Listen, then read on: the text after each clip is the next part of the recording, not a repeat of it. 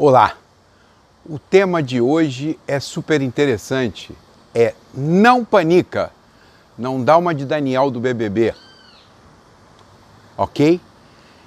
E eu vou falar um pouco de medo líquido. O medo, quando é líquido, a gente não tem controle sobre ele, né? E quando a gente bota calor nesse medo, aí ele evapora e toma conta do ambiente, toma conta de todo mundo. A dica que a gente vai falar hoje aqui é: vamos baixar a temperatura desse medo, vamos botar esse medo numa temperatura abaixo de 0 graus, vamos solidificar ele, porque quando a gente solidifica o medo, a gente pega aquela pedra de gelo na mão e olha de diferentes pontos de vistas, ok? Nós vamos falar como é que nós vamos solidificar esse medo? Nós vamos tirar a questão do niilismo, vamos trazer para o substancialismo, vamos trazer dados, vamos trazer números sobre a mortalidade do coronavírus, por exemplo, e vamos questionar quais são os seus verdadeiros medos, ok? Fique com a gente até o final. Se você ainda não se inscreveu no canal, vai lá, se inscreve, Luciano Pacheco 2020, depois ativa o sininho para você receber as notificações dos nossos vídeos, ok? Então, fique com a gente até o final. O primeiro número que a gente vai trazer para a gente entender essa confusão de indicadores de taxa, porque a gente sabe, né? Eu que trabalhei em consultoria por mais de 30 anos, professor universitário, professor convidado de várias universidades, hoje lá do LATEC, da UF, né? A gente sabe que se a gente não tiver indicador, a gente não faz gestão. E esse é um dos grandes problemas dessa pandemia, indicadores. O que a gente também pode chamar de Key Performance Indicators, né? Os KPIs. Um indicador extremamente importante é a taxa de mortalidade do vírus. Porque a medida que você vai tomar, ela está diretamente proporcional a esse indicador. Assim como a febre, né? Quando a gente tem uma febrezinha leve de 37,5, o que a mãe faz com o filho? Nada, no máximo dá um baninho, bota uma roupinha fresca e deixa ele respirar puro. Mas já quando a febre chega aos 39, ela tem que entrar com antitérmico. Se chegar aos 42, ela corre para o hospital. Antes disso, bota gelo nas axilas. É disso que a gente está falando. A gente precisa ter indicadores confiáveis. E a taxa de mortalidade da Covid-19, ela é uma razão muito simples. Em cima, eu tenho o quê? Eu tenho o número de mortes confirmadas pela Covid. Esse número é fácil, porque a maioria dos números são baseados em pessoas que morreram em hospitais. Porque quando complica, a população vai para os hospitais. É claro que tem um caso ou outro que morreu fora do hospital, mas é desprezível. Então esse número que está no numerador, ele é bastante confiável em todo mundo, ok? Muito bem. E o que está embaixo dessa fração? Aí é que mora o perigo. É o número de casos confirmados da Covid-19. Então, o que é o número de casos confirmados da Covid-19? É o número de pessoas que passaram pelo teste do coronavírus, tiveram confirmação positiva, o teste deu positivo e a contraprova também deu positivo. A gente acompanhou aí vários casos de testou positivo, a contraprova não. Então, esse é um número que é utilizado no denominador. Então eu pego o número de mortes e divido pelo número de confirmados. E isso está causando uma distorção gigantesca entre os números mundiais. Esse é um dos tópicos do nosso vídeo de hoje. Agora, qual é o número que deveria estar embaixo dessa fração? É o número real de infectados. Esse número ninguém sabe. Por quê? Porque falta teste. Vamos falar de Brasil. No Brasil, o protocolo vigente hoje nos hospitais é não testar as pessoas que estão com suspeitas. Por quê? Porque eles são malucos? Não. É porque não tem teste suficiente. Porque eu tenho conversado com muitos médicos, eu tenho muitos amigos médicos, pela minha experiência, eu trabalhei 8 anos na área de saúde, apesar de não ser médico, não sou infectologista, não tenho nenhum embasamento médico, mas eu lidei nessa área como diretor de operadora de plano de saúde por muitos anos, então eu conheço muitos médicos. Tenho trocado opiniões com vários deles. todos estão muito preocupados. É importante deixar isso claro, porque do ponto de vista da saúde pública, é um problemão ter que fazer a escolha entre botar um respirador, tirar do velho de 80 para botar num jovem de 40, ninguém quer fazer a escolha de Sofia. Então, esse é um grande problema de saúde pública. Mas vamos voltar para o nosso indicador aqui. Então, se eu não tenho teste, porque não tem disponível, já colapsou 2 vezes os laboratórios no Brasil, porque a gente estava testando todo mundo que chegava no hospital, então agora o protocolo é outro. O protocolo é só teste internado. E o que vai acontecer com a taxa de mortalidade no Brasil? E a imprensa vai noticiar isso assim com grande alarde. A taxa cresce, sai de 1,5 para 2, agora chegou a 3 e assim vai. Assim como a taxa de mortalidade da Itália, hoje essa taxa que eu estou falando que é distorcida está em 9% de mortalidade. Absolutamente falsa. Então a gente precisaria fazer a conta real. Onde é que a gente pode se aproximar mais dessa conta real? Na Alemanha. Olha que interessante. A Alemanha vai ser citada aqui nos nossos casos que a gente vai exemplificar.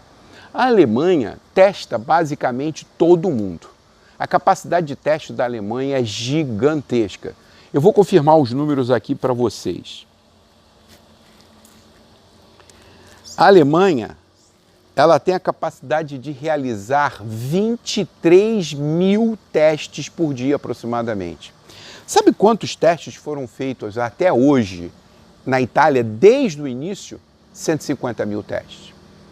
O número da Itália, existe uma previsão, segundo o Agnello Borrelli, ele é chefe da proteção civil da Itália.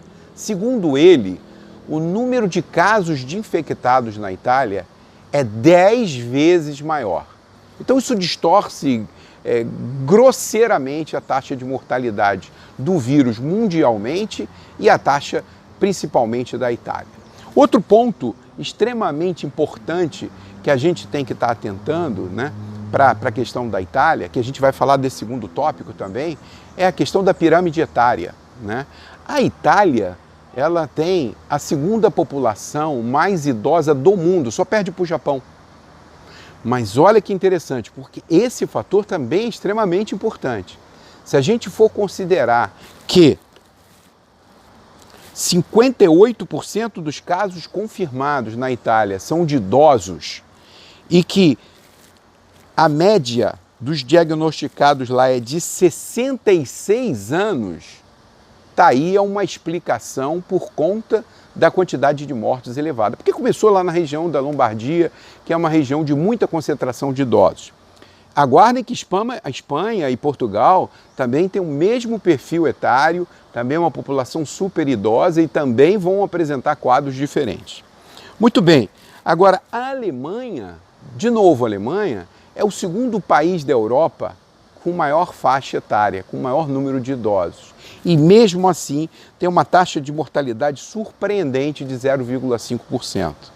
Na China, os cientistas levaram a detalhe dos números e entenderam que 80% dos pacientes que morreram de Covid-19 têm mais de 80 anos. Vou repetir, 80% das mortes por Covid-19 na China são de idosos acima de 80 anos.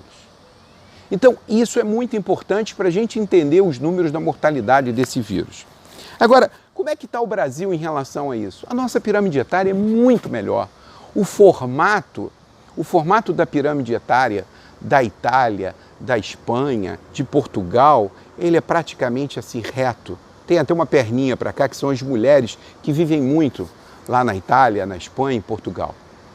A pirâmide do Brasil, ela ainda é um formato de uma jarra.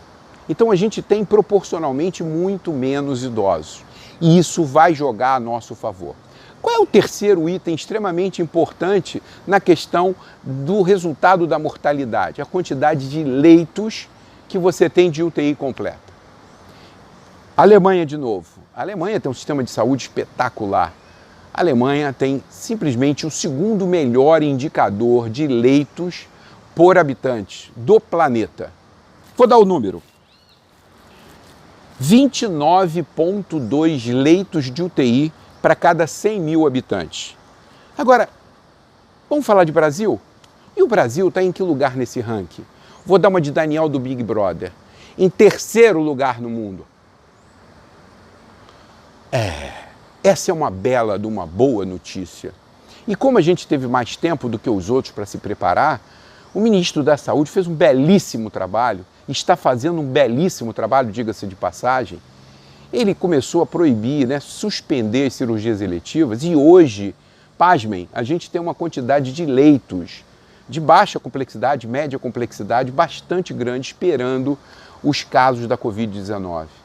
Então, o Brasil tem várias vantagens em relação a isso. A gente tem uma população muito legal, perfil, né? A gente é um Brasil, na realidade são vários Brasis, porque se a gente analisar a Covid-19 que vai acontecer em São Paulo, no Rio Grande do Sul, vai ser completamente diferente do que vai acontecer no norte e no nordeste do Brasil. A gente tem que ter ideia disso, assim como os números da Itália são diferentes por região, e sempre vai ser assim, porque o perfil demográfico ele é muito impactante no resultado final, né? Assim como o perfil nosológico, né? Se a gente tem pessoas com comorbidade, ou palavra difícil, se a gente tem pessoas com imunidade baixa, se a gente tem pessoas com problemas respiratórios, se a gente tem um quadro muito grande de diabetes, de hipertensão, essa é uma população de risco, extremamente foco dessa oportunista da Covid-19. Então, o que eu queria trazer para vocês hoje são essas que, na minha opinião, são boas notícias. E outra notícia, o Brasil, além de ter 20,3 leitos por 100 mil habitantes, tem mais de 60 mil respiradores, segundo o Ministério da Saúde. Então eu acredito que a gente esteja bem preparado para poder enfrentar essa nova e terrível epidemia que a gente está sendo assolado por ela. Mas vamos voltar à questão do medo, então. E eu vou fazer uma pergunta para você. Qual é o seu medo? Você tem medo de quê? Tem gente que tem medo de morrer. Tem gente que tem medo de deixar os filhos desamparados. Mas qual é o seu medo? Vamos racionalizar esse medo. Lembra? Vamos baixar a temperatura, vamos parar de panicar e vamos solidificar esse medo, para a gente poder olhar ele de diferentes pontos de vista. Qual é o seu medo? Pense. Tem gente que tem medo de ficar desempregado. Tem gente que tem estabilidade no emprego e não tem esse tipo de medo. Mas também tem medo. Que tipo de medo? Eu conheço um pouco do medo do Cristiano, meu amigo da praia de Camboinhas, que vende lá o refrigerante dele lá para as pessoas na praia. Eu conheço um pouquinho do medo do Antônio, que vende o caranguejo no Vermelho da Lua lá do Paulo. Eu conheço um pouquinho do medo do meu amigo que vende queijo coalho. Eu conheço um pouquinho do medo do Renato, que vende o sacolé na praia. Essas pessoas estão trabalhando dia após dia e o dinheiro não é no final do mês, é o dinheiro da semana. É com esse dinheiro que eles compram comidas para os filhos deles. É com esse dinheiro que compra Berotec, Fluimicil, o remedinho para o filho que tem bronquite asmática. Essas pessoas trabalham todos os dias, de segunda a segunda, e contam com o dinheiro da semana para poder viver. Eu conheço um pouco o medo dessas pessoas. Agora, eu também conheço o medo do dono de um colégio particular, que vai ter uma inadimplência fora do comum, que não sabe o que fazer, como honrar o compromisso de tantos funcionários e tantos professores. Eu talvez conheça um pouco o medo de pequenos e médios empresários que não sabem como vão pagar a folha de pagamento porque mandaram fechar as portas.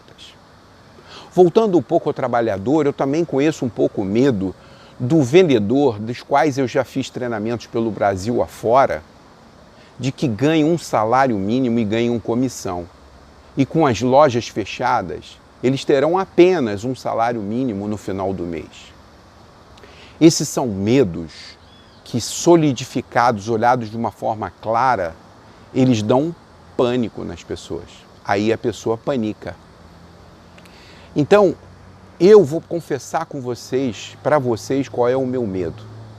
O meu medo é que as autoridades públicas, os políticos, os governadores, principalmente os prefeitos, porque a Justiça decidiu de que o prefeito é a autoridade para decidir se faz quarentena ou não, e faz todo sentido.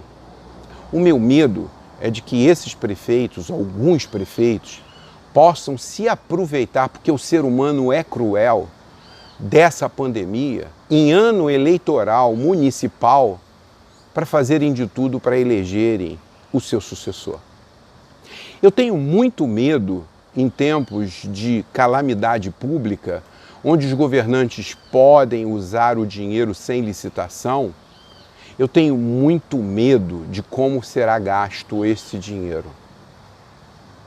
Eu tenho muito medo de que a gente não faça o que os oncologistas fazem para o tratamento do câncer. Ao contrário de que todos acham, matar o câncer, matar as células cancerígenas é fácil. Eles já conhecem os remédios. O remédio está disponível. Dá uma carga de quimioterapia daquelas danada que mata tudo que é célula cancerígena. E se não for suficiente, depois uma carga tremenda de radioterapia. E vai matar a célula cancerígena. Qual é o efeito colateral disso? É de que eu mato o paciente, porque eu mato as células boas também. Então, o meu medo é de que a gente exagere na dosagem do remédio, porque a diferença entre remédio e veneno é meramente a dosagem.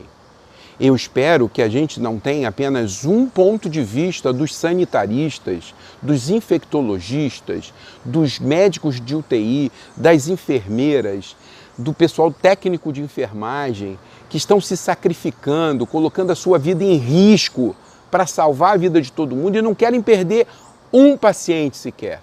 Não querem mais que as UTIs fiquem lotadas. Mas a gente precisa de outros pontos de vista.